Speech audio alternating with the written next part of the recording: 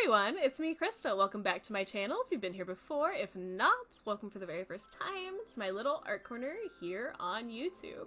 Today we are going to be unboxing the April 2020 normal, regular, not premium Artsnacks box. Let's get into it. As always, we have our cute little sticker. This actually reminds me of those little cups they used to have when I was younger, the little paper ones with the 80s looking designs on them. The snack part of Artsnacks this month is some Smarties. Yum!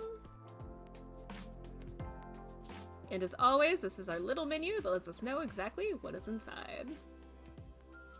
The first actual piece of art supplies is a Tombow water brush, and this is a flat tip one, and is normally $6.99 retail. This is a new product. Create beautiful washes of color with the Tombow water brush. Its flexible, flat tip delivers broad coverage and will easily blend your new watercolor pencils. Simply fill the barrel with water and give it a light squeeze to get the liquid flowing.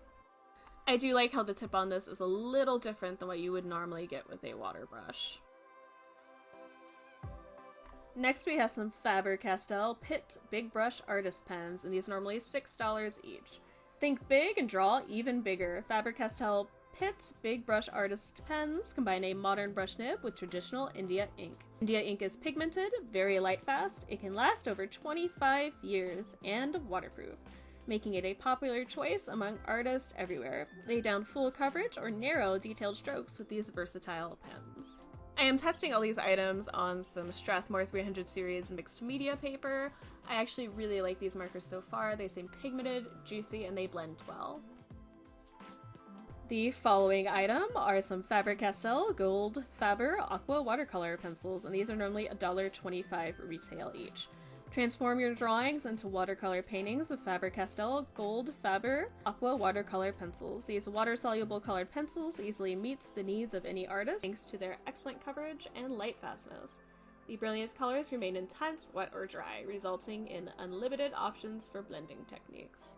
So far I like the colors. The yellow did seem to blend out with water a little bit more easily than the red did. And my color palette includes blue, a couple of goldenrod yellows, and a red. Let me know what colors you got in that comment section down below.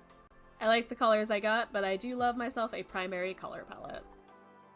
The final item is a Sakura Pigment Micron PN. It is normally $2.89 retail. This is a staff favorite.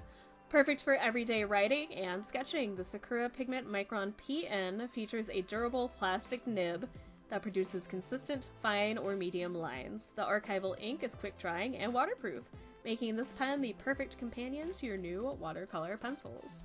If you do outlines, you definitely want to make sure that the ink is fully dry. If you put water on top of wet ink, it will blend it out.